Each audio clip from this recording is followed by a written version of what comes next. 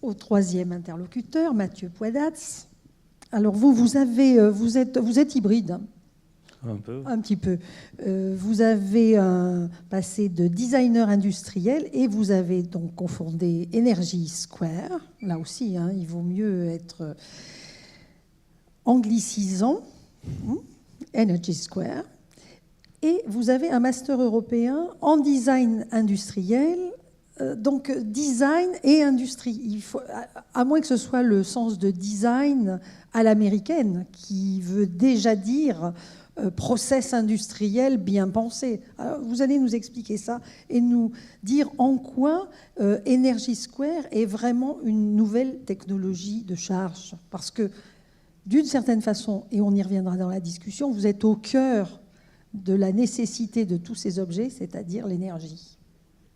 Tout à fait. Alors déjà pour le design, j'ai fait une école donc, de design industriel, donc ce master vient de cette même école. Et en fait, c'est vrai qu'aujourd'hui quand on parle de design, la plupart des gens pensent à un styliste. Un designer, c'est un styliste, quelqu'un qui s'arrange. On pense à Philippe Stark, par exemple. Et déjà, Philippe Stark est plus proche d'un designer industriel. Mais par exemple, je ne sais pas, je ne vais pas citer de nom parce qu'on va m'embêter ensuite. Mais, Raymond Lévy, jadis. Pareil, Raymond Lévy avait tout un travail en profondeur qui fait lui un vrai designer. En fait, un styliste, c'est un très beau travail, mais c'était avant tout s'arranger pour qu'un objet technique soit beau. Voilà. Le designer, c'est un métier en fait qui... On va dire que ça remonte aux années 50. Autrefois, c'était des ingénieurs comme Roger Talon ou des gens comme ça qui cherchaient... Roger Talon, tout le monde connaît. Un TGV. Ce sont des gens qui ont cherché à concevoir un objet dans toute son intégralité, que ce soit la fabrication et l'utilisation finale et tout, enfin, l'entretien, mais en prenant en compte aussi plusieurs notions, qui, selon les continents, on ne l'utilise pas de la même façon, mais déjà, ce qui est laid se vend mal, donc il faut faire des beaux objets si on veut pouvoir les vendre.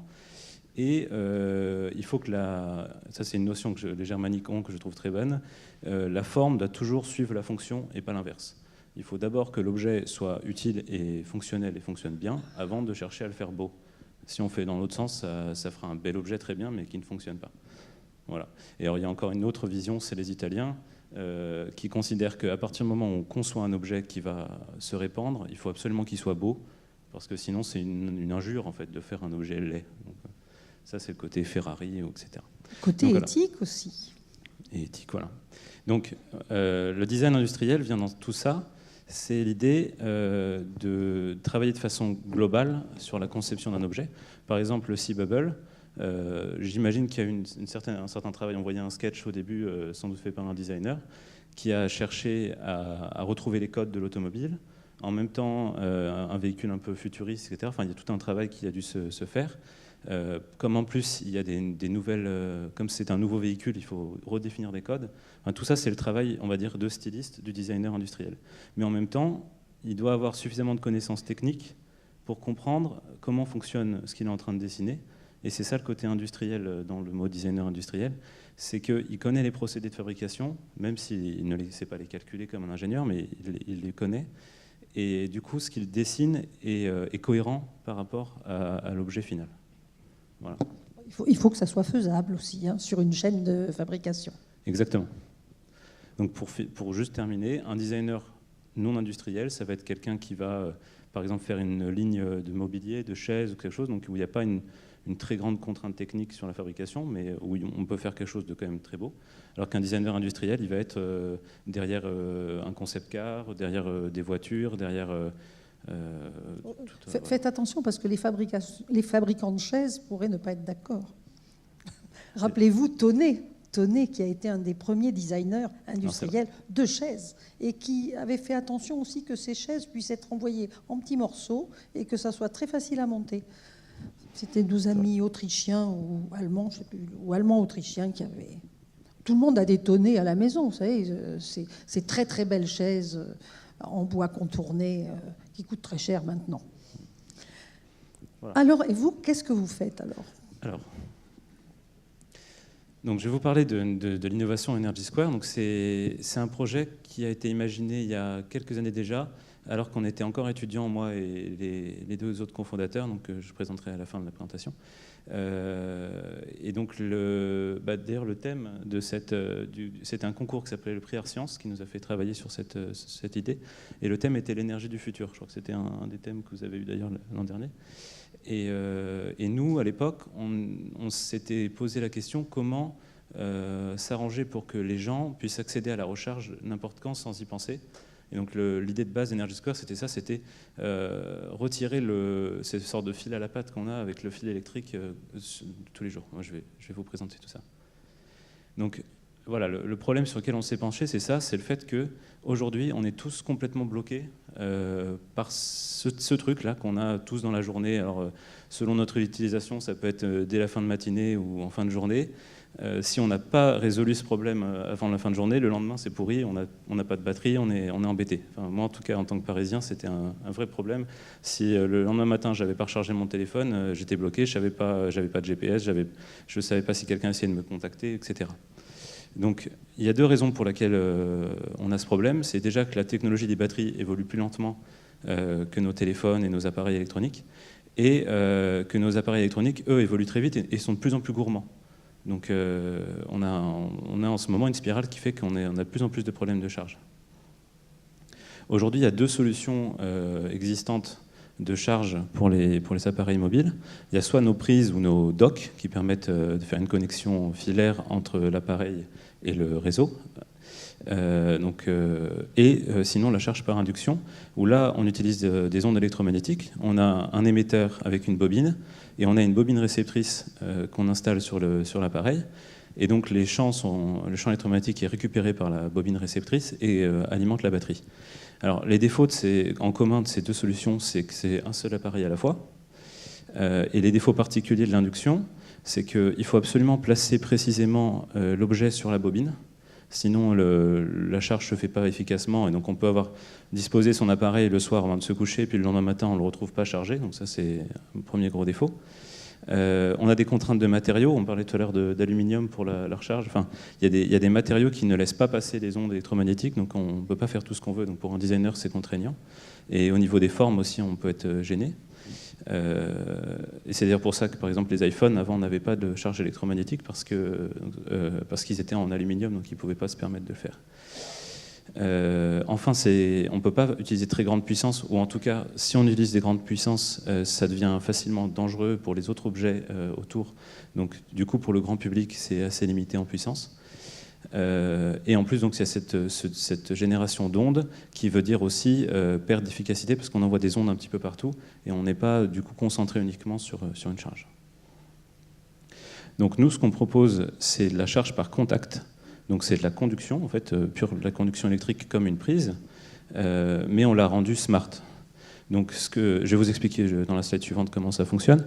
Déjà, les grands points intéressants de cette technologie, c'est qu'on a une liberté de placement. On peut placer l'objet où on veut sur la surface. On peut charger plusieurs appareils en même temps, ce que les autres ne peuvent pas faire. C'est peu coûteux parce que c'est assez simple techniquement. On peut s'intégrer dans n'importe quel matériau et n'importe quelle forme. On peut charger en assez haute puissance. Donc là, notre nouveau produit chargera jusqu'à 20 volts, donc ce qui permet de charger un ordinateur portable. Et on n'émet pas d'ondes. Donc comment ça marche? Alors c'est un schéma, mais on a notre appareil sur lequel on a mis 2 points de contact. Et en gros, quand ces 2 points de contact touchent 2 carrés différents de la matrice de carrés qui est en dessous, le processeur qui est intégré dans le système détecte le fait que le téléphone est posé sur ces 2 carrés et envoie la charge uniquement à ces 2 carrés. Donc on maîtrise ça de façon complètement sécurisée. Donc on a plusieurs gros points de contrôle qui permettent que cette technologie fonctionne. Le fait qu'on détecte en temps réel ce qui se passe sur la surface. Donc on sait si c'est un objet métallique. Par exemple, si vous posez une règle métallique sur l'objet, ça ne fera pas de court-circuit parce qu'on identifie que ce n'est pas une batterie, donc on n'envoie pas de charge. Si on met un liquide, c'est la même chose. Si vous mettez votre main dessus, etc. Voilà. Donc ça, c'est la première chose qui permet que la technologie fonctionne, c'est cette détection. Ensuite, on a rajouté un système qui contrôle la charge de l'appareil qui est disposé sur la surface, donc pour arrêter la charge à temps, etc., adapter la puissance par rapport à ce dont l'objet a besoin. Et enfin, on s'est équipé d'un vrai portefeuille de brevets. Donc là, on en est à presque 6 brevets sur tout l'ensemble de la technologie, et notamment en travaillant avec France Brevet, qui est une initiative du gouvernement, je crois qu'il n'y a que 2 ou 3 ans d'existence. Et c'est un organisme qui a pour but d'aider les entreprises françaises à déposer déjà de la propriété intellectuelle et surtout à la valoriser. Désolée de vous interrompre déjà, mais quand je pose ma main dessus, il se passe quoi? Alors, quand on pose sa main dessus, on ne sent rien du tout parce que en fait, l'appareil détecte en moins d'une milliseconde constamment ce qui se passe sur la surface. Donc, même si un appareil était en train de charger et que vous posez vos mains pile sur les 2 carrés en train de charger, il ne se passera rien parce que l'appareil aura détecté tellement vite que votre main est là qu'il n'y aura plus de charge au moment où votre main se posera. Donc il ne va pas me donner un choc électrique? Non, aucun risque. Voilà. Même si ma main est mouillée? Même si votre main est mouillée. Toute la technologie réside dans le fait qu'on a une signature précise dans notre technologie embarquée sur l'appareil à charger. Et si l'appareil ne détecte pas cette signature ou autre chose, il ne se passe rien. C'est complètement inerte. Si vous voulez, j'en ai apporté un, on fera une démo. D'accord. Si vous ne me revoyez pas, c'est que ça ne marche pas. Alors ça, c'est notre premier produit. Donc, on a fait une campagne Kickstarter l'an dernier. Kickstarter, c'est ce qu'on appelle du financement participatif. C'est-à-dire qu'on met en scène un produit, une idée qu'on a eue, et la communauté Internet peut investir des petites sommes. Et comme c'est des grandes quantités de personnes en général, ça fait à la fin des grandes sommes. Donc ça nous a permis de faire une prévente de plus de 1500 produits pour à peu près $100 000 de levée, et nous a permis d'industrialiser ce produit, donc faire tout le processus industriel, les moules, l'électronique, etc. Donc ça, c'est un premier prototype, parce que vous pouvez faire des surfaces bien plus grandes aussi. Oui, on n'est pas limité en taille. Alors ça, c'est un premier même produit. On en a fait 2. Donc ça, c'est le modèle moyen, et on a un modèle qui fait le double de cette taille-là. Donc celui-là peut charger jusqu'à 5 ou 6 appareils en même temps. Et pour le faire fonctionner dans l'écosystème actuel, on a fait des adaptateurs. Donc vous les voyez sur la droite sur les téléphones. Donc on a fait des standards de prise parce que donc, les iPhones ont leur standard, les autres sont en micro USB, il y a le nouveau standard USB-C. Et donc avec cette petite bandelette que vous venez brancher dans votre téléphone, ensuite votre téléphone devient capable de se charger sur notre surface. Ça, c'est un spin-off, c'est une dérivée de votre surface, alors, cette petite bandelette. C'est l'adaptateur qui permet d'utiliser la surface dans l'écosystème actuel. Parce qu'à terme, ce qu'on aimerait, c'est que les appareils puissent nativement se charger sur notre surface. Aujourd'hui, ce n'est pas le cas. Il faut hacker, il faut rajouter une bandelette pour que ça fonctionne. Et on est en train aussi de développer des coques pour avoir quelque chose de plus élégant. Donc ce sera dissimulé dans la coque. La personne n'aura qu'à mettre la coque sur l'appareil, la coque devra se brancher dans l'appareil, et ensuite, une fois qu'il la pose sur la surface, ça recharge naturellement. Donc l'idée, c'est qu'une fois que vous avez mis une fois soit une coque, soit une bandelette, vous n'avez plus besoin d'y penser, plus besoin de mettre de chargeur dans votre téléphone, de brancher quoi que ce soit. Vous le posez juste sur votre surface qui peut être sur votre table de bureau, par exemple, et ça charge naturellement.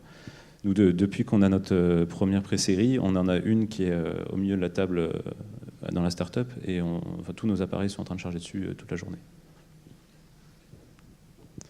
Alors notre deuxième produit, donc ça c'est quelque chose qui est encore en développement. En fait, on a été énormément contactés par des gens qui souhaitaient intégrer notre technologie directement dans du mobilier ou même dans des objets divers. Et du coup, on est en train de mettre au point des modules. Donc, vous voyez ces petits objets en haut à gauche, qui ont 4 points de contact, des ressorts, disons.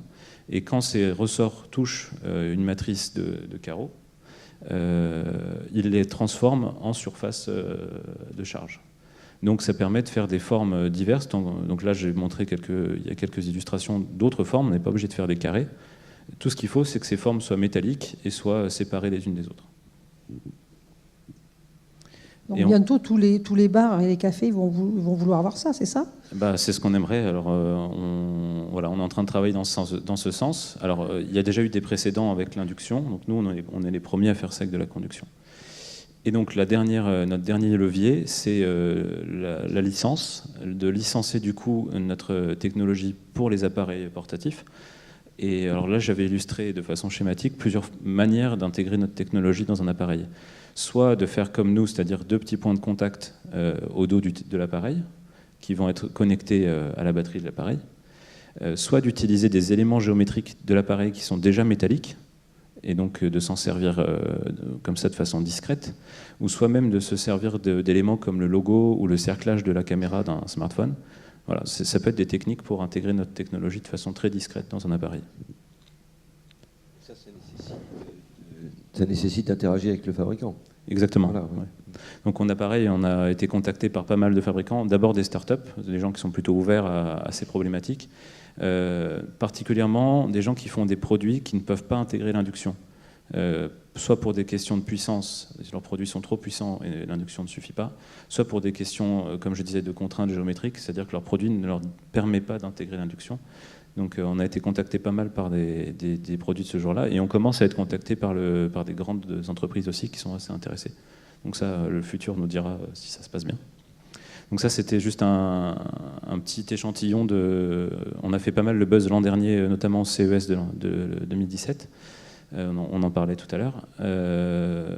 Et on y retourne d'ailleurs cette année pour présenter notamment cette nouvelle solution intégrée qui charge justement les ordinateurs. Donc j'espère que ça va être de nouveau un grand buzz. C'est quand le prochain ? C'est à partir du 9 janvier. Donc c'est du 9 au 13, je crois. On se branchera. Avant de passer, vous avez terminé ? Juste une petite slide pour présenter l'équipe. Donc Energy Square, c'est 3 personnes particulièrement. Donc Timothée et Daniel, qui sont tous les 2 ingénieurs qui viennent de Télécom Paris Tech, et moi-même, donc designer. J'ai déjà expliqué ce que c'était. Et puis voilà, je vous remercie de votre attention. Merci, on est bien chargé donc.